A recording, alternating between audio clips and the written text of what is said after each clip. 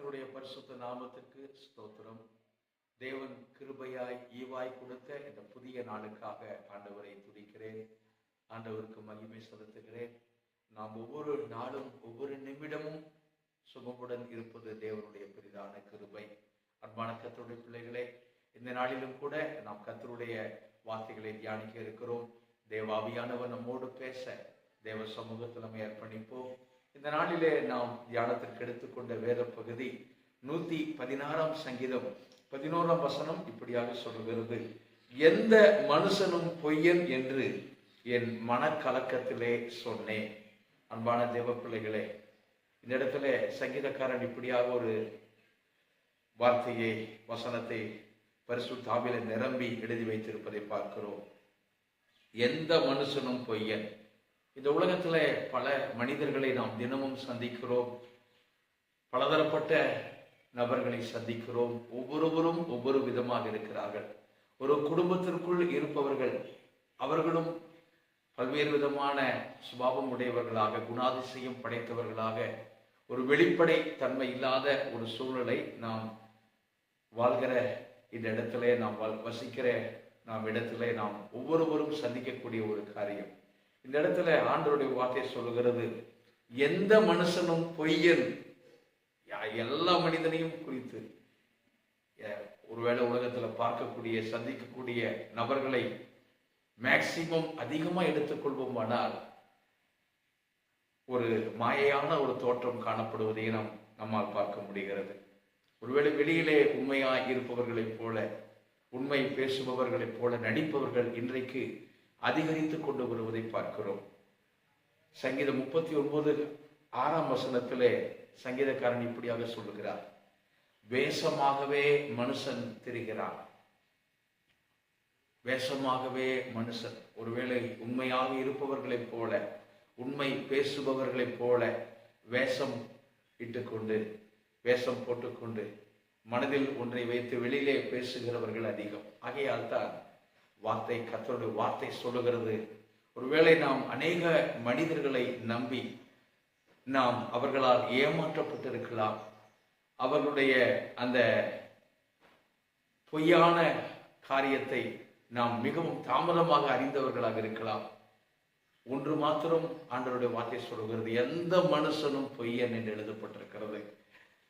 மனிதனை பொறுத்த மட்டில் அவர்கள் வேஷமாகவே திரிகிறார்கள். அன்பான கர்த்தருடைய பிள்ளைகளே, ஆகையால் இந்த உலகத்துல நாம் இந்த பூமியில வாழ்கிற நாட்கள் எந்த மனுஷனை எடுத்துக்கொண்டாலும் யாரை குறித்து நாம் மிகவும் எச்சரிக்கை உள்ளவர்களாக, ஜாக்கிரதை உள்ளவர்களாக நாம் நடக்க வேண்டும். சங்கீதம் 12 எழுதப்பட்டிருக்கிறது. 12ஆம் சங்கீதம் 1-2 வசனங்களிலே, உண்மையுள்ளவர்கள் மனுப்புத்திரரில் குறைந்திருக்கிறார்கள். உண்மையாயிருக்கிறவர்களை நாம் இந்த பூமியிலே நாம் வசிக்கிற இடத்துல அது பார்ப்பது, ஒருவேளை அது விசுவாசிகள், சபை ஊழியர்கள், எல்லா வட்டாரத்திலும் நாம் எடுத்துக்கொள்வோமானால் உண்மையுள்ளவர்கள் குறைந்திருக்கிறார்கள். மனுப்புத்திரர்கள், உண்மையுள்ள மனிதர்களை நாம் விரல் விட்டு எண்ண வேண்டி இருக்கிறது. அது மாத்திரமல்ல, அடுத்த வசனம் சொல்றது, அவரவர் தங்கள் தோழரோடே பொய் பேசுகிறார்கள். 1000 சத்தியம் செய்வார்கள், ஆனால் அவர்கள் பேசுவது அனைத்துமே பொய்யாகவே இருக்கும். நம்பக்கூடிய அளவிற்கு பொய் பேசுகிறதை, அப்படிப்பட்ட மனிதர்களை நாம் அதிகமாக பார்க்கிறோம். அவர்கள் இருக்கக்கூடிய இடம் ஒரு இடமாக இருக்கும், ஆனால் அலைபேசியிலே பேசும் பொழுது நான் இந்த இடத்துல இருப்பதாக சொல்லுவார்கள். அதுவும் பொய். ஒரு சிலர் பார்த்தீங்கன்னா, எடுத்தா அவங்க வாயிலிருந்து வரக்கூடிய அனைத்துமே பொய். அன்பான கர்த்தருடைய பிள்ளைகளே, அவர்கள் தங்கள் தோழரோடே, அவரவர் தங்கள் தோழரோடே, திரைக்கு நண்பர்கள். அதனால தான் முதல்ல நம்ம வாசிச்சோம், எந்த மனுஷனும் பொய்யன். அவரவர் தோழரோடே பொய் பேசுகிறார்கள். இன்றைக்கு கணவன் மனைவி அப்படிப்பட்ட உறவுகளில் கூட ஒரு உண்மை தன்மை குறைந்து வருகிற ஒரு காலமாக இருக்கிறது. கணவன் மனைவி இடத்தில் உண்மை இல்லாத ஒரு சூழ்நிலை. உண்மை நிச்சயமாக எந்த குடும்பத்தில் இருக்கிறதோ அந்த குடும்பத்தில் தான் ஆண்டவருடைய ஆசீர்வாதம், ஆண்டவருடைய சமாதானம் அந்த குடும்பத்தில் காணப்படும். நிறைய குடும்பங்களில் சமாதானம் இல்லாத ஒரு சூழ்நிலை,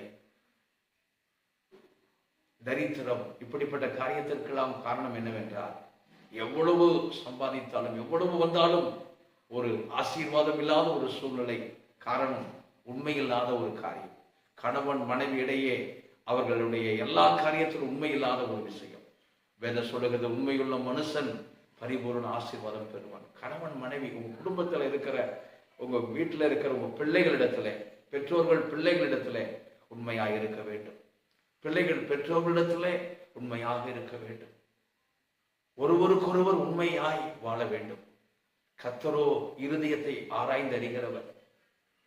ஆகிய அன்பான கர்த்தருடைய பிள்ளைகளே, இச்சக உதடுகளால் இருமனதாய் பேசுகிறார்கள். அப்படின்னா மனசுக்குள்ள ஒன்று வைத்துக் கொள்வது, வெளியிலே வேற மாதிரி பேசுவது.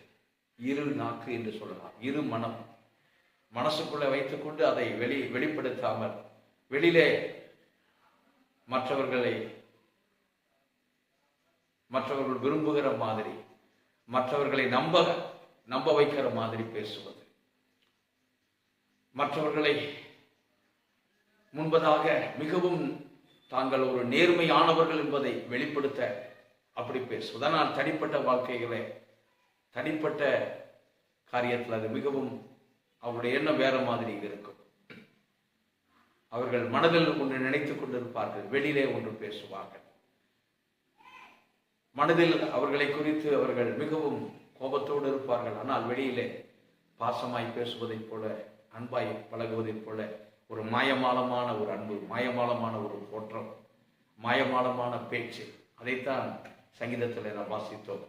39:6 வேஷமாகவே மனுஷன். இன்னைக்கு அநேக ஒரு வேஷமான ஒரு வாழ்க்கை வாழ்ந்து கொண்டிருக்கிறது. வீட்டுக்குள்ளாக ஒரு வாழ்க்கை, வெளியிலே நண்பர்கள் மத்தியில ஒரு வாழ்க்கை, வேலை செய்கிற இடத்துல ஒரு வாழ்க்கை, ஒவ்வொரு இடத்திற்கு தகுந்த மாதிரி தங்களை மாற்றி மாற்றி வாழ்வது வேஷமான ஒரு வாழ்க்கை. அன்பான கர்த்தருடைய பிள்ளைகளே, ஆனா நாம் ஆராதிக்கிற ஆண்டவர் அவர் பிடிப்பட்டவர், அவர் உண்மையுள்ளவர் என்று வேதம் சொல்லுகிறது. 2 தெசலோனிக்கேயர் 3:3 கர்த்தரோ உண்மை உள்ளவர். அந்த உண்மையுள்ள தேவனை ஆராதிக்கிற நாம் மனது அறிய எப்போது உண்மையே பேசுவோம், மற்றவர்களிடத்தில் உண்மையாய் பழகுவோம், உண்மையாய் நடந்து கொள்வோம், குடும்பத்தில் உண்மையாய் இருப்போம், சபையில உண்மையாய் இருப்போம். மோசேயை குறித்து கர்த்தருடைய வார்த்தை சொல்லுகிறது, மோசே கர்த்தருடைய வீட்டிலே எங்கும் உண்மையுள்ளவனாய் இருந்தார், எல்லா இடத்திலும் உண்மையுள்ளவனாய் இருந்தார். கர்த்தருக்கு நாம் உண்மையாய் இருப்போம். அதற்கு பிறகு உலக மனிதர்களுக்கு உண்மையாக இருப்போம். நம்முடைய குடும்பத்தில் உண்மையாக இருப்போம். மனைவியினிடத்தில், கணவனிடத்தில் மனைவி உண்மையாக இருப்போம். பிள்ளைகளிடத்தில் பெற்றோர்கள் உண்மையாக இருப்போம். பெற்றோரிடத்தில் பிள்ளைகள் உண்மையாக இருப்போம். ஏனென்றால் கர்த்தர் உண்மையுள்ளவர், நாம் ஆராதிக்கிற ஆண்டவர் உண்மையுள்ளவர். இந்த உலகத்தில் ஒருவேளை எல்லாரும் ஒரு பொய்யான ஒரு வாழ்க்கை, ஒரு வேஷமான வாழ்க்கை வாழ்ந்து கொண்டிருக்கலாம். அப்படிப்பட்ட உலகத்துலதான் நாம் வசித்துக் கொண்டிருக்கிறோம். ஆனால் நம் ஆண்டவருக்காக உண்மையாயிருப்போம். கர்த்தர் நம்மை பார்க்கிறார், அவருக்கு உண்மையாயிருப்போம். ஏனென்றால் அவர் உண்மையுள்ளவர். அவர் நம்ம மேல வைத்த அன்பு உண்மையுள்ள உண்மையான ஒரு அன்பு, உண்மையான நேசம். உண்மையாய் நம்மை அவர் நடத்துகிறார்.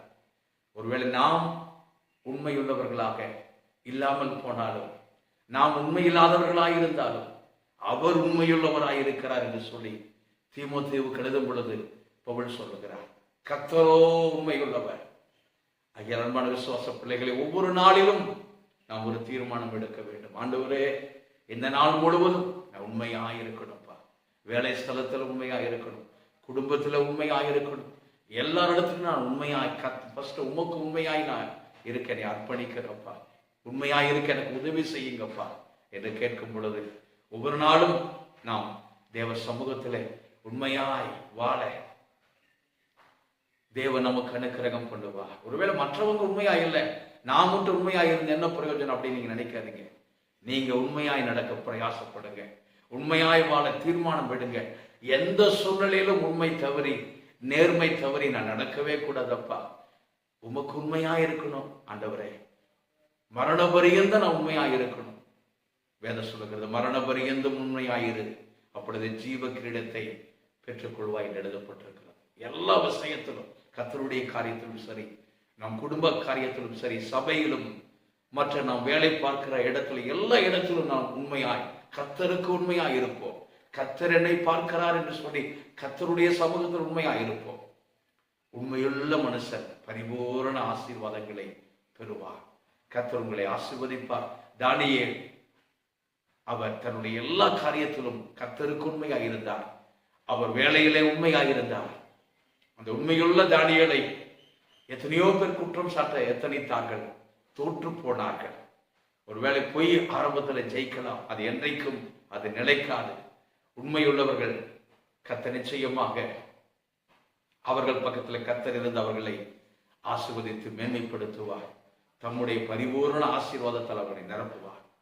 அன்பான கர்த்தருடைய பிள்ளைகளே, ஒருவேளை நாம் இந்த சத்தியத்தை அறியாமல், இந்த வார்த்தையை அறியாமல், மற்றவர்கள் இருக்கிறார்களே நான் இருந்தால் என்ன என்று சொல்லி நாம் ஒருவேளை அசால்ட்டாக ஒரு சில நேரத்தில் சந்தர்ப்ப சூழ்நிலைக்கு தகுந்தாற் போல ஒரு பொய் சொல்லி கொண்டு பொய்யான வாழ்க்கை வாழ்ந்து கொண்டு இருக்கலாம். அன்பான விசுவாசிகள், ஒரு தீர்மானம் எடுப்போம். ஆண்டவரே, உண்மையாயிருக்க எனக்கு உதவி செய்யும். இந்த நாள் முழுவதும் உண்மையாய் வாழ எனக்கு கிருபை தார். நேர்மையும் உத்தமமும் என்னை காக்கட்டும்.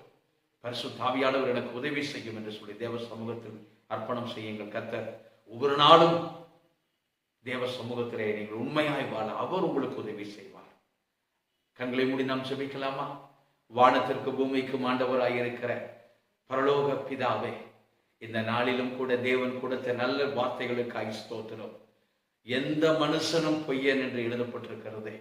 ஆமாங்க ஆண்டவரே, நாங்க இந்த பூமியில வாழ்க்கிற இந்த இடத்துல எங்க பார்த்தாலும் பொய் அதிகரித்துக் கொண்டிருக்கிறது. பொய்யன், பொய்க்கு பிதாவாகி பிசாசானவன் எல்லாருடைய இருதயங்களையும் ஆக்கிரமித்து எல்லாருக்குள்ளாக இருந்து அவன் பொய்யை விதைத்துக் கொண்டிருப்பதை பார்க்கிறோம். இப்படிப்பட்ட வேஷமான பொய்யான இந்த உலகத்துல ஆண்டவரே, நாங்கள் ஒவ்வொரு நாளும் உண்மையாக இருக்க எங்க குடும்பத்துல, சபையில, ஏசப்பா உமக்கு, உம்முடைய சன்னிதானத்துல, உம்மோடு கூட இருக்கிற உறவிலே, குடும்ப உறவிலே எல்லாவற்றிலும் நாங்கள் உண்மையாக இருக்க, பிள்ளைகள் பெற்றோர்களிடத்துல, பெற்றோர்கள் பிள்ளைகளிடத்துல, வேலை பார்க்கிற ஸ்தலத்துல, எல்லா இடத்துலையும் ஏசப்பா உமக்கு நாங்கள் உண்மையாய் வாழ, உண்மையை காத்துக்கொள்ள எங்கள் ஒவ்வொருவருக்கும் கிருபை தாங்கப்பா. உதவி செய்யுங்கப்பா. ஸ்தோத்திரம் ஆண்டவரே, ஸ்தோத்திரம் ஆண்டவரே, ஸ்தோத்திரம் ஆண்டவரே. நீர் உண்மையுள்ளவராயிருக்கிறீரப்பா. உம்முடைய அதே சுபாவம் எங்களுக்குள்ளும் ஒவ்வொரு நாளும் பெருகட்டும் ஆண்டவர். அப்படிப்பட்ட அந்த உண்மையினால் எங்கள் உள்ளத்தை நிரப்புங்கப்பா. இந்த நாள் முழுவதும் உங்களுடைய பிள்ளைகளுடைய வேலை ஸ்தலங்கள் எல்லாவற்றிலும் உங்களுடைய சமூகம் பிரசன்னம் கூடவே இருக்கட்டும். நன்மையும் கிருபையும் இந்த நாள் முழுவதும் பிள்ளைகளை ஆட்கொண்டு நடத்தட்டும், தொடரட்டும். இயேசு கிறிஸ்துவின் மூலம் கேட்கிறோம், ஜெபம் கேளும் நல்ல பிதாவே. ஆமென், ஆமென்.